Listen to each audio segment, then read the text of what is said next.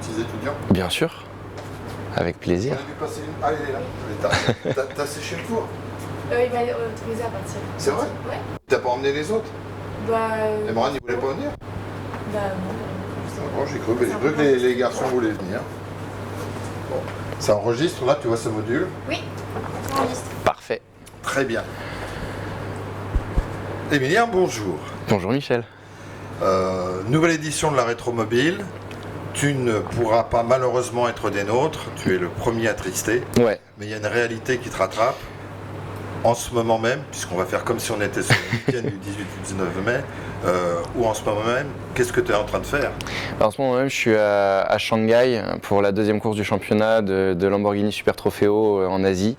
L'opportunité l'année dernière s'est présentée pour moi de m'exporter dans des pays un peu plus exotiques. Ça s'est super bien passé et donc ça s'est tellement bien passé qu'on a renouvelé cette année avec l'objectif de faire au moins aussi bien.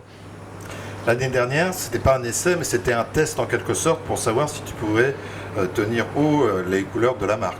C'est ça, c'était un test, une découverte de l'AGT, une découverte de nouveaux circuits, c'était complètement un nouvel univers.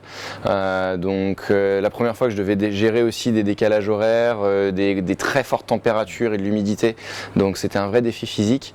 Et puis bon, le titre à la fin de la saison fait que je pense que c'est plutôt validé. Maintenant, le plus dur c'est de rester et de refaire justement aussi bien que la première année. Maintenant, tu es repéré, tu es dans la ligne de mire des autres. Tu viens d'attirer notre attention sur quelque chose d'assez particulier auquel on ne pense pas toujours, c'est-à-dire les changements d'horaire, l'humidité, s'acclimater.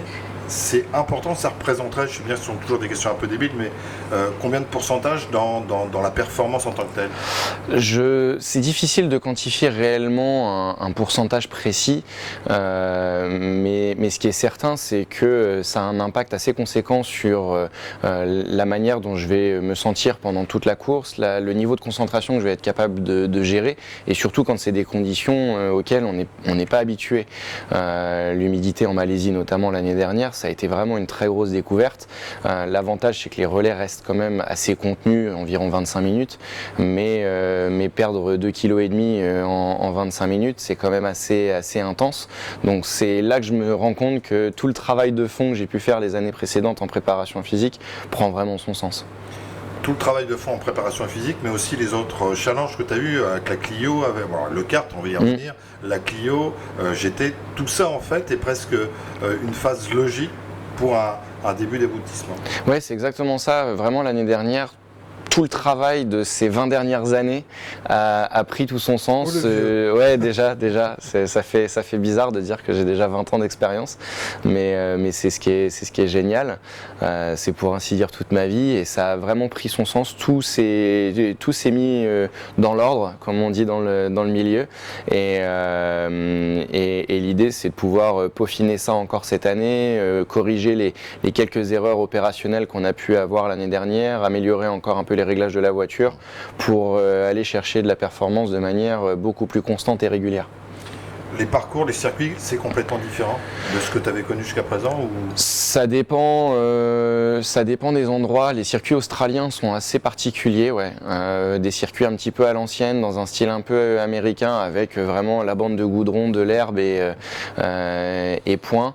Après, on a aussi un peu de circuit de F1, donc là, on reste sur des standards assez européens.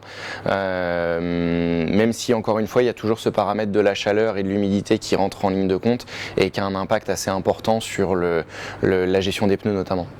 Toi qui attires souvent l'attention sur la cohésion d'équipe, c'est-à-dire que c'est pas un pilote qui gagne, c'est une équipe qui gagne. Absolument. Là, dans ce challenge-là, c'est un nouveau type d'équipe avec des nouveaux rôles, des nouveaux conseils, des nouveaux coachs.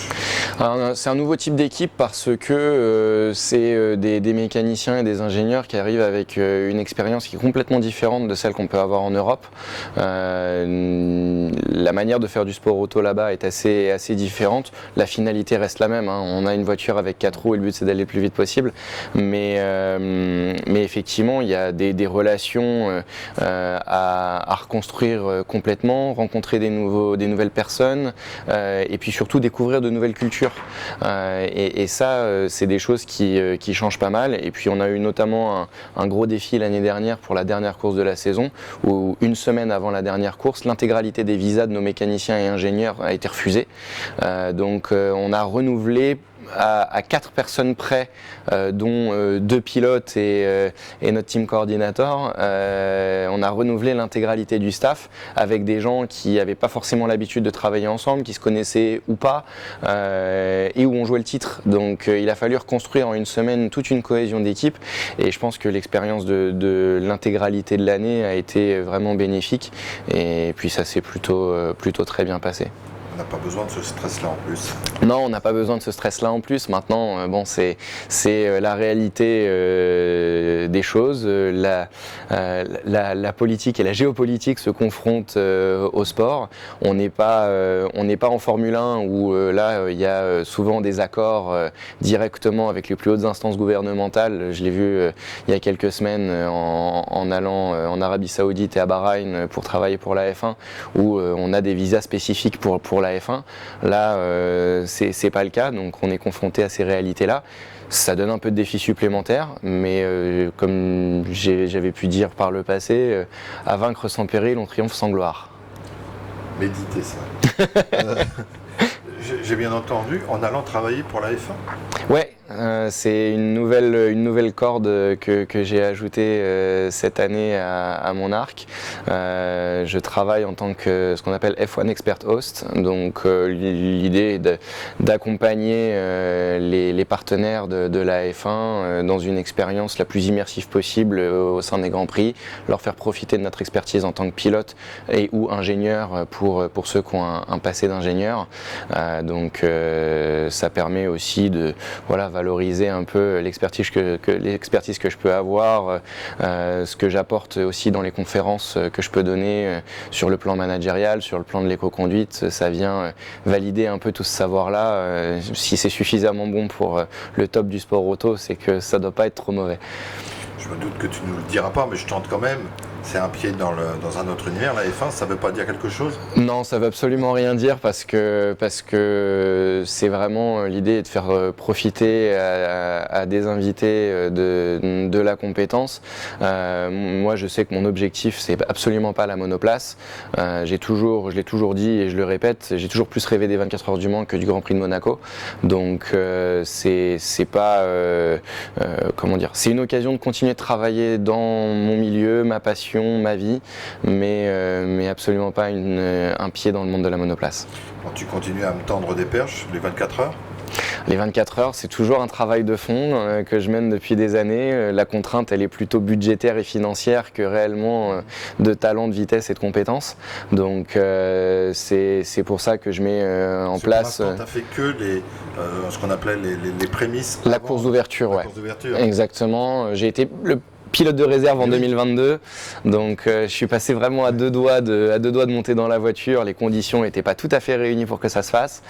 C'est pas grave, c'est partie remise, mais j'y travaille. Je m'entoure avec des personnes géniales pour pouvoir construire ce projet-là sur la durée, réussir à mettre en place des partenariats avec des entreprises et des partenaires qui soient bénéfiques pour tout le monde, qui aient un réel impact positif, un retour sur investissement qui soit quantifiable, parce que ça reste la finalité aussi de toute action avec un impact économique. Et l'idée est de pouvoir faire ça sur la durée et en ayant un impact positif sur la société. Tu parles bien mieux qu'un footballeur. C'est pour moi, c'est juste pour me... Non, ils deviennent vraiment meilleurs, les footballeurs.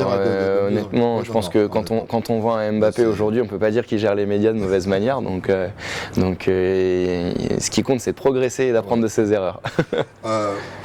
On va essayer non pas de découvrir des choses très intimes, mais de parler un peu d'une logique de vie familiale.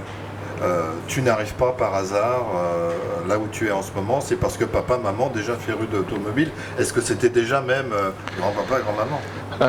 Non, ça a vraiment démarré au niveau de mes parents et spécifiquement de mon père, la passion de l'automobile. Il l'a partagé avec ma mère pendant 7 ans en championnat de France des rallyes. Ouais, exactement. Mon père était pilote, ma mère était copilote. Cependant, ils ont vécu leur passion du sport auto un peu à un âge d'or où on pouvait réussir avec des primes d'arrivée et des budgets comme ça à pratiquer sa passion sans que ça coûte grand-chose, voire pas grand-chose. Ils ont trouvé des budgets, ils ont trouvé des sponsors et ils ont réussi à faire ça.